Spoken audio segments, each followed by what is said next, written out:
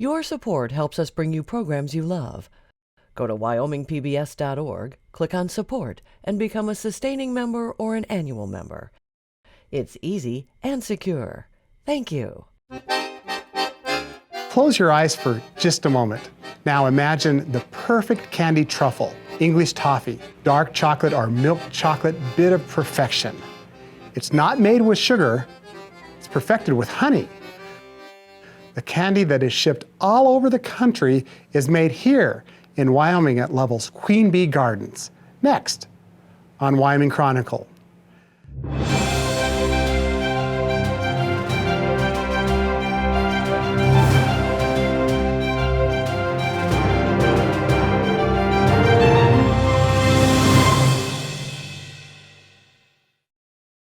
Funding for this program is made possible in part by the Wyoming Humanities Council, helping Wyoming take a closer look at life through the humanities, thinkwy.org, and by the members of the Wyoming PBS Foundation. Thank you for your support. We have about 300 million employees. Only 11 of us are human. Queen Bee Gardens started back in 1976 when my father and my uncle took an old family recipe and started making honey candy out of it and turned it into a business. Wyoming is the perfect place for raising bees and gathering honey because of its diversity. We're on 100 different farmers' land, and so the bees are getting nectar from every different kind of flower that's out there. It makes the honey very light and mild, which is very good for candy making. In candy making, you take a flavor that's not there and you create something. And we show up to work and we get to do something different every day. Because of the hot days and the cold nights, the bees are mean, but I actually think it makes the honey a little bit sweeter. Why am I here? Because Wyoming bees make the best honey. That's why. Welcome to Queen Bee Gardens. Here we go and take the honey that was made by the bees and we turn it into candy. One thing that's really neat about our honey, I believe, is we cover 100 square miles, 100,000 irrigated acres, millions of different flowers, and I think that's what makes it so mild and sweet. And the bees will go and take it and make it look like that. And then we will take that, spin it out, and make it into our beautiful, tasty honey candies. We extract the honey about 6 miles out of town, and we bring it in over here. We bring it into this tank, which holds about 5,000 pounds of honey. We then pump it up through this pipe to fill bears and things out the front door that we sell, and then we pump it through this pipe to fill the kettles. Back in 1991, I believe, we burned down. We were about 8 miles east of town, and the town really came together, and this was an old grocery store at the time, and they cleaned it up and made room for us so we could keep making candy. And it took about 7 weeks to start making candy again from the day we burned down. And we use copper kettles because copper distributes the heat evenly. And honey is a very fragile substance, and it burns very easily. So we use copper and what's called vacuum cooking. Now tell me, what does a vacuum do? This is what I do to the fourth graders that we have come in, and they all say, ooh, it sucks. That's right. And that's what a vacuum cooker does also. So we have the candy, or we have the honey and the butter and the cream in here. We have the fire underneath.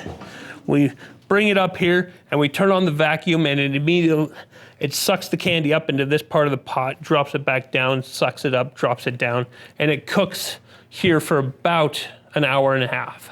99% of every recipe that we make is the exact same thing when it is cooked here. It's when we take it over to the mixer over here that the magic happens. Here we mix in pecans, almonds, coconut, chocolate, depending on what we're going to make. If it becomes a honeymoon, we put extra pecans in it, roll it out on a table, and then roll it out with this, which makes each individual honeymoon center. And we used to call them turtles, and they look just like a turtle. But we were at a trade show, and we beat out Nestle in a taste test contest. And Nestle said, change the name or we'll see you in court. These are our chocolate melters. This holds 1,000 pounds of melted milk chocolate, 250 pounds of white chocolate, 250 pounds of dark chocolate. And each of these boxes hold 50 pounds worth of chocolate.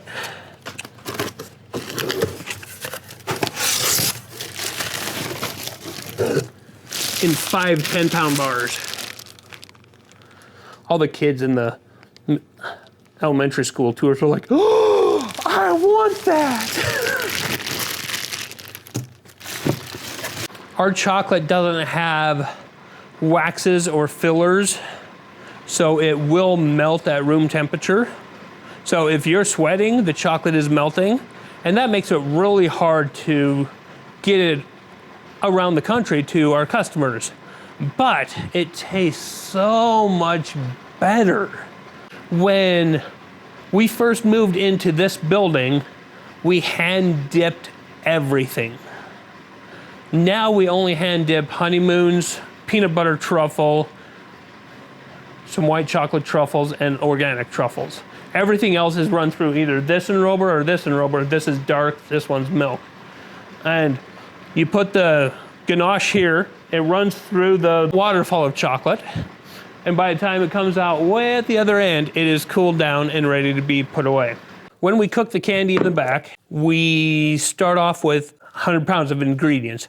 I have 65 pounds of honey, we have butter, cream, and other things that go into it. And then we bring it out and we pour it on these tables to let it cool. And once it's cooled, I will roll it up and put it into this machine over here. This machine just gives me a spot to hold 40 to 50 pounds worth of candy. And it's called a batch roller. Go figure, it rolls back and forth. I then massage the candy down into this next machine, which is called the sizer. And it does exactly what you think it would do. It sizes the candy from this size all the way down to this size by the time I get it all the way through. A batch will make about 7,200 pieces of candy. This chunk, maybe 500? I'm guessing.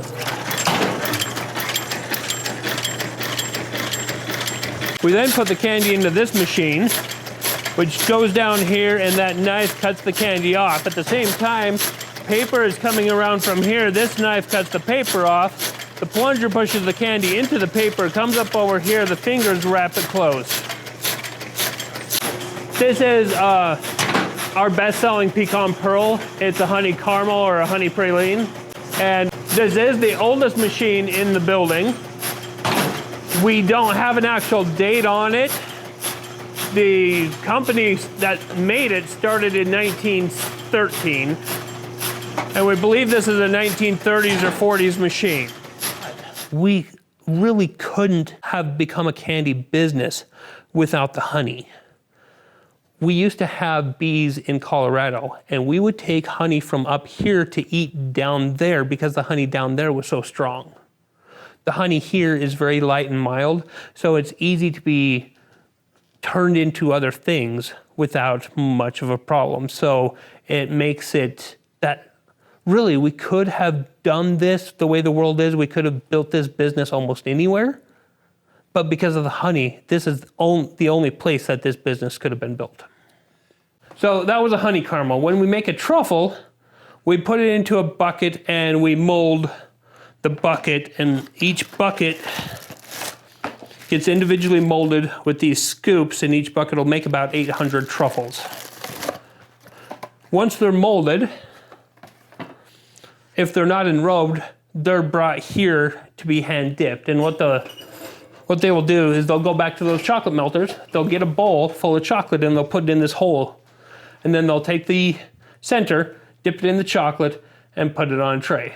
Once they're done, they're brought back here. And this is my favorite room in the whole building.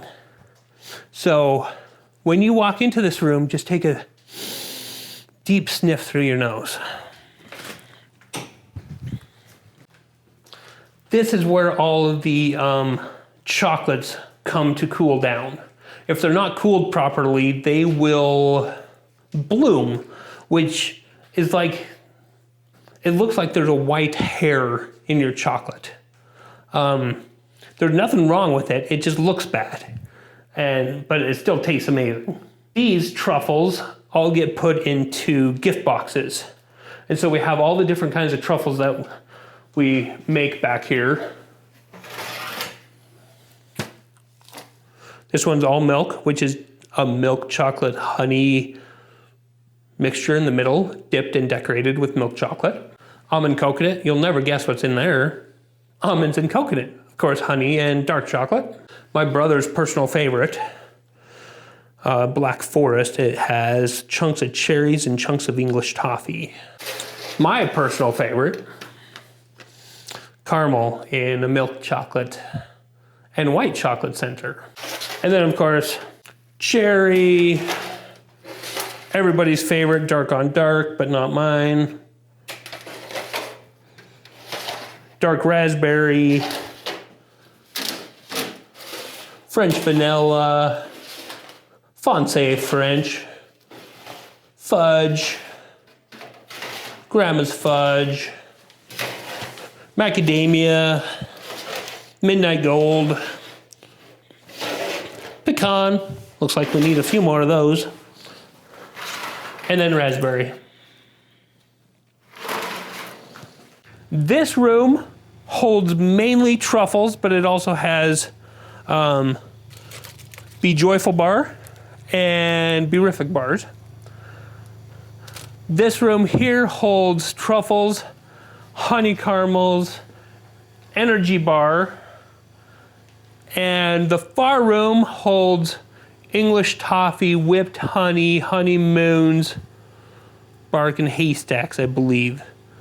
These 3 rooms have about 5,000 pounds of candy ready to be shipped at any given moment. And if you notice, these rooms are also a little cooler. They're set at about 65 degrees, so the candy isn't melting back here, and it is in perfect prime condition, ready to go out to the customer.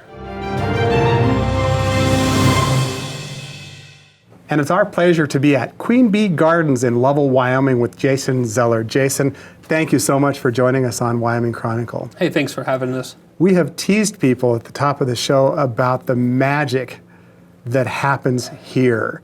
And you have allowed us to taste some of the candies that you make, and we'll talk about those a little more in just a little bit, but oh, it's so good. It's like so Willy good. Wonka. Oh, this is a great gem of a place in Wyoming. Let's talk a little bit about the history of Queen Bee Gardens. And I mean, your family's had a presence here for over a century. Right. I don't know how many greats ago it was, but a great-grandfather started collecting bees so he could get the honey from the Shoshone River bottom. And that was back in like 1905. And generations later, my father and my uncle wanted to be in the honey business, but there wasn't enough money in just honey. So my grandma took an old Scottish recipe, an old family recipe that she had, and started making honey candy out of it. And that has made it so we can still work in the small town, still work in the family business, and still be able to live here. So when did Queen Bee, is it Queen Bee Candy? Queen Bee Gardens. Queen Bee Gardens Candy. When did that really start to evolve? 1976 is when my father and my uncle wanted to join and when they started the business itself. It was about 5 years later, my grandma and grandpa were just coming back from a food show. And my grandpa said, "Do you really want to keep doing this?" And my grandma's like, "Are you kidding me? We just barely got in the black. Of course we got to keep doing this." How do you decide what types of candies to make here? There's such a wide array, and in my opinion, they're all great. It's a long process sometimes. Sometimes I'll make something and it'll just turn out beautifully the first try. And other times I'll have to go through trial after trial after trial to try to get it to taste the way I want it to. And then even after all that, we have people taste it and say if they would buy it, kind of thing. And then every year we have products that we have to get rid of because they're just not selling well. And when it's some of those products that are ones that I have come up with, it really tugs on the heartstrings. Like, I really like this. I don't want to get rid of it. Your candy is world-class candy. It just Thank you. is. But you do it here in Lovell. Have you ever stepped back and say, what if we did this in a big city or something like that? I have thought about that because a lot of places rely just on the big city to do their product, to sell their product. And we are in a small town and we can't rely on just Lovell to keep us in business. We have to branch out and get to more places. One thing that Lovell Inc. director Elaine Harvey said was that we need more companies like Queen Bee Gardens. They provide jobs in Lovell, but they get the money from out of state. And that is a great thing that we do, but the real reason is the honey. The honey that is made by the bees in the Bighorn Basin is just so light and mild that it can be put into any sort of flavor that you want without harming the taste of the honey itself. Like if you have a dark orange honey, for example, it's really hard to overcome that flavor with something else, but it's really easy to take our honey and make it into an orange honey stick. Is it a challenge to bake your beautiful candies with honey instead of sugar? Is that hard to do? Absolutely. That's probably one of the reasons why sugar has become so popular, is because honey burns very easily and is hard to cook with. It's more liquidy than sugar. It's sweeter than sugar. And you have to adjust your recipes to be able to make it work. If you're used to cooking with sugar, cooking with honey will be like hitting your head against the wall. You'll burn things over and over and over again trying to get it right. Give us an idea of your markets. People were at a storefront in Lovell. I'm sure they come through the door, but that's not the only way they discover you. We used to go to health food shows in California and Baltimore, Boston, San Antonio, and we would mainly sell our product to health food stores. We are a healthier candy because honey is the main sweetener instead of sugar. And so mainly we go to mom and pop health food stores around the country, and that's our main market. But recently we've opened up a storefront in Grable and another one in Cody. And so the Cody one, with being the east entrance to Yellowstone, is really helping get us out to more names just because of the tourists that are going through there. Is it hard for you to ship out of Lovell? Is it harder for you to get the basic components that you need to make your candy to Lovell? The chocolate that we use in our chocolates comes out of California. The cream comes from Cisco or UNFI, depending on who's carrying it that week.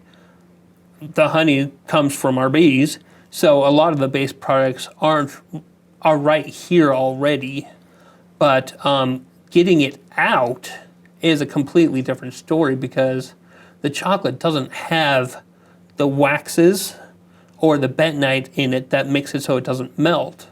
And so we have to insulate and ice everything, especially this time of year, to be able to get it from Lovell all the way to the East Coast without it melting. Give me an idea of, is it a few 100,000? Is it 1 million? Is it 2 million pieces of candy that come out of here every year? Oh, I thought you were talking bees. Oh. Well, that's probably in the millions too, I'll bet.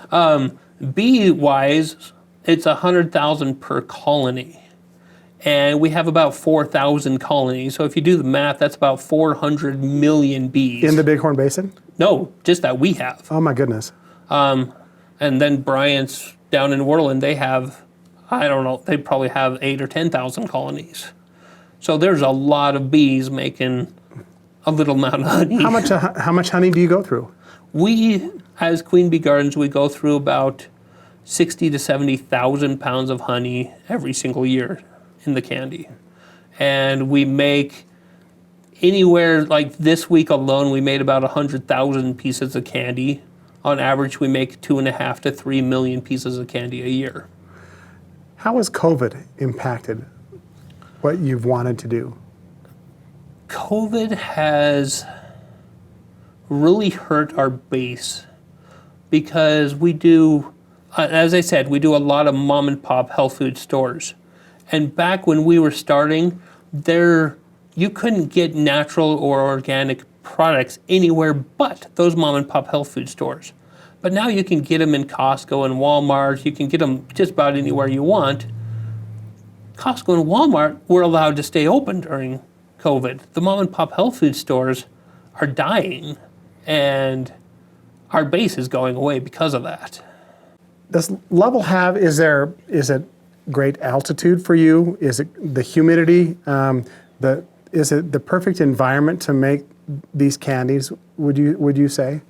I think so, because I have talked to people on the East Coast that say it's 60% humidity out and I can't get my machine to run. And I'm like, 60% humidity? I haven't seen that in a year. And so I'm running great.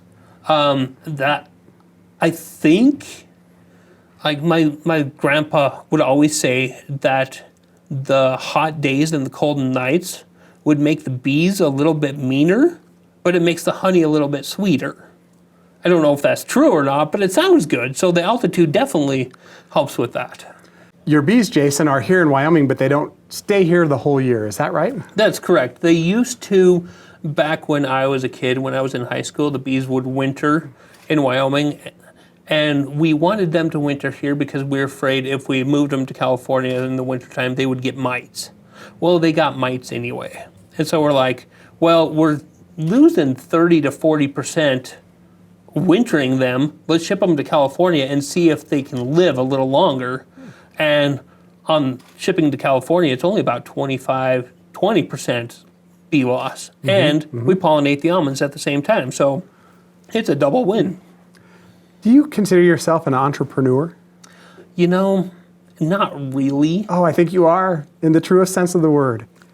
Really, I'm just trying to make a living. I used to animate, and I liked creating things, so I took that into this business, and I started creating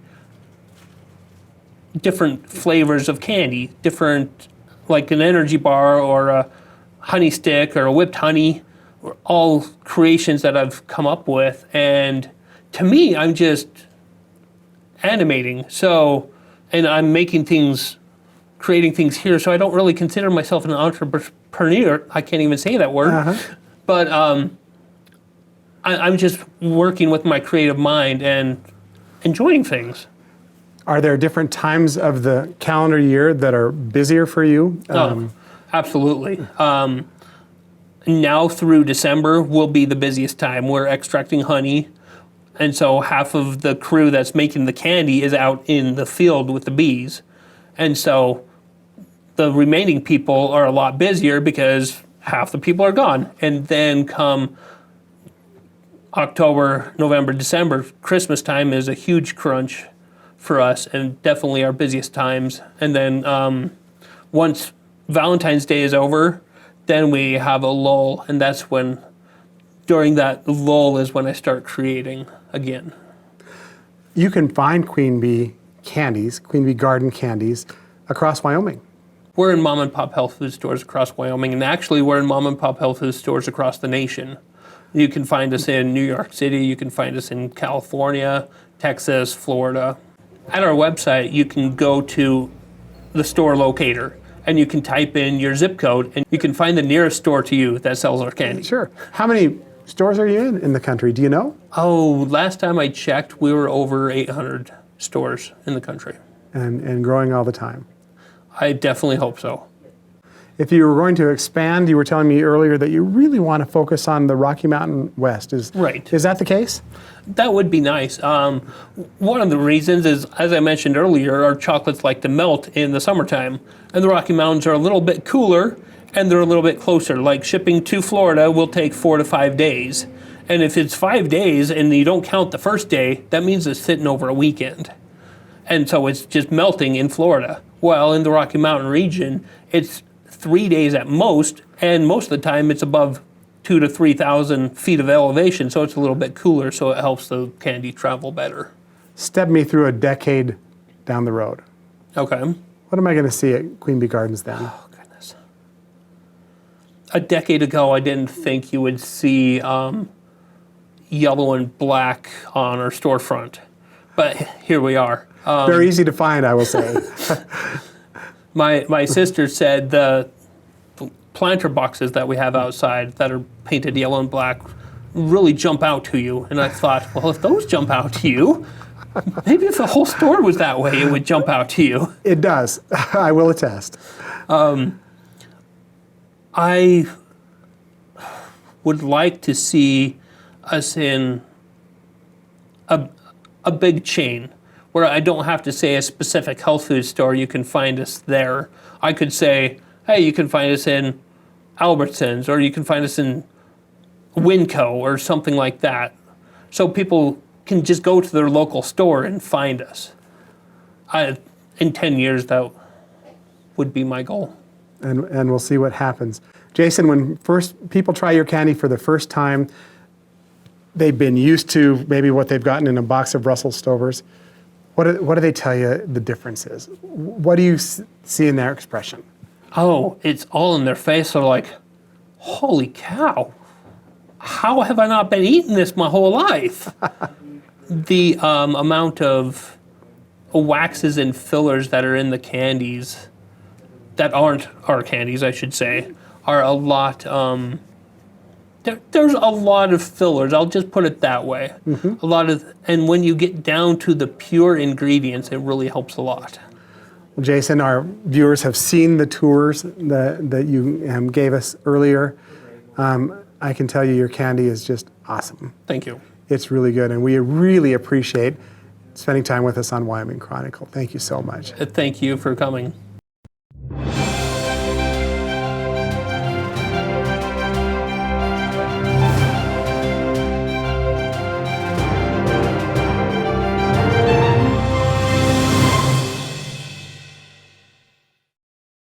Funding for this program is made possible in part by the Wyoming Humanities Council, helping Wyoming take a closer look at life through the humanities.